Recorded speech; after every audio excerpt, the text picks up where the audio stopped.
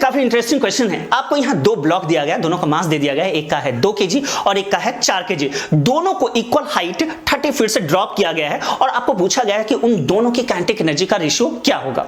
अब चूंकि यहाँ हाइट इक्वल है तो वेलोसिटी भी इक्वल होगा, क्योंकि v इक्वल टू √2gh होता है, g चेंज होता नहीं है और यहाँ पे जो हाइट है वो भी इक्वल है। अब काइनेटिक एनर्जी का फॉर्मूला आप लगा लीजिए, हाफ mv²। तो यहाँ चूंकि वेलोसिटी इक्वल है तो v कैंसिल हो जाएगा, बचेगा m। तो हम कह सकते हैं कि k1/k2 जो होगा m1/m2 होगा और फाइनली आपको आंसर मिल जाएगा 1/2। और ये क्वेश्चन आपके नीट एग्जामिनेशन में 2004 में पूछा गया था। ये काफी पॉपुलर क्वेश्चन है। आपको यहां दिया गया है कि काइनेटिक एनर्जी जो है 300% इंक्रीज कर रहा है, तो आपको बताना है कि मोमेंटम बताइए कितना परसेंट इंक्रीज करेगा। तो मान लेते हैं कि फाइनल काइनेटिक एनर्जी हमारे पास k2 है, तो इनिशियल काइनेटिक एनर्जी k में अगर हम प्लस कर दे 300% तो हमारे को मिलेगा 4k। अब चूंकि हमें परसेंटेज चेंज इन मोमेंटम निकालना है, तो मान लेते हैं p2 फाइनल मोमेंटम है और p1 इनिशियल मोमेंटम है, तो हमें परसेंटेज एरर मिल जाएगा p2 - p1/p1 × 100। अच्छा, यहां हमने अभी देखा कि काइनेटिक एनर्जी का फॉर्मूला मोमेंटम के फॉर्म में होता है p²/2m, तो यहां से हमें p मिल जाएगा √2km। अब इसको आप सॉल्व कर लेंगे तो आपको आंसर मिलेगा 100%। और ये क्वेश्चन आपके नीट एग्जामिनेशन में 2002 में पूछा गया था। इस प्रॉब्लम को देखिए, यहां पे एक बॉल को फेंका गया, काइनेटिक एनर्जी k है और हाईएस्ट पॉइंट पे बताना है कि इतनी क्या काइनेटिक 1 2 3। इस क्वेश्चन में आपको एक बॉल दिया गया है जिसको 45 डिग्री एंगल से प्रोजेक्ट किया गया है और इनका इनिशियल काइनेटिक एनर्जी k दे दिया गया है और आपको बताना है कि हाईएस्ट पॉइंट पे कि बताओ कितनी काइनेटिक एनर्जी होगी।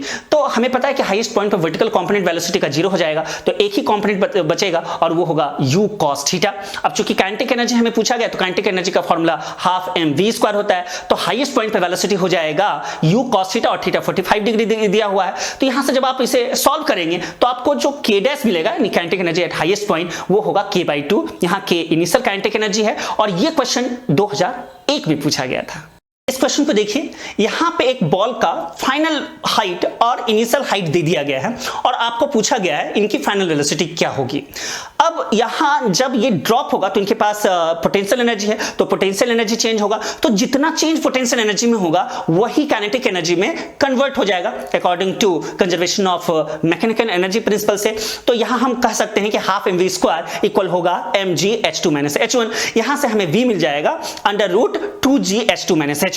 जब इसे आप सॉल्व करेंगे आपको आंसर मिल जाएगा 5 मीटर पर सेकेंड और ये क्वेश्चन 2001 में पूछा गया था। ये पोटेंशियल एनर्जी पे बेस्ड ऑन क्वेश्चन है। आपको पोटेंशियल एनर्जी का एक इक्वेशन दे दिया गया है और आपको पूछा गया कि इक्विलिब्रियम कंडीशन में बताओ कि उनका r यानी कि उनकी पोजीशन क्या होगी। तो सबसे पहले हम एक कॉन्सेप्ट याद रख लेंगे कि जब हम पोटेंशियल एनर्जी को डिफरेंशिएट करते हैं r के रिस्पेक्ट में तो -du/dr जो होता है वो फोर्स के इक्वल होता है और इक्विलिब्रियम का मतलब हुआ कि नेट फोर्स यहां पे 0 होगा। तो सबसे पहले चूंकि यहां पोटेंशियल एनर्जी दिया गया है इसको आप डिफरेंशिएट कर लें। डिफरेंशिएशन का रूल तो आपको पता ही होगा कि x की पावर n हो तो पावर बगल में आ जाता है, पावर में एक माइनस हो जाएगा। तो यहां आप इसे सॉल्व कर लेंगे, r मिल जाएगा आपको 2a/b और ये क्वेश्चन आपके नीट एग्जामिनेशन में 2012 में पूछा गया था।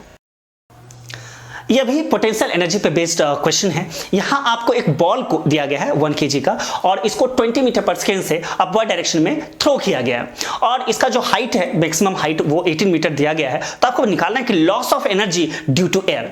तो सबसे पहले अगर हम मान लीजिए एयर का रेजिस्टेंस को नेगलेक्ट करके h2 निकाल लें तो फॉर्मूला हो जाएगा v²/2g। यहां से आपको मिल जाएगा 20 मीटर, इसका मतलब 2 मीटर हाइट का लॉस हुआ है। तो चेंज इन पोटेंशियल एनर्जी आपको लॉस दे देगा, तो mgh2 - h1। तो h2 हमारा हो जाएगा 20 और h1 जो कि हाइट है वो दिया गया था 18। तो यहां से सॉल्व कर लेंगे, इस क्वेश्चन का आंसर आपको मिल जाएगा और ये क्वेश्चन आपके नीट एग्जामिनेशन में पूछा गया था 2009 में।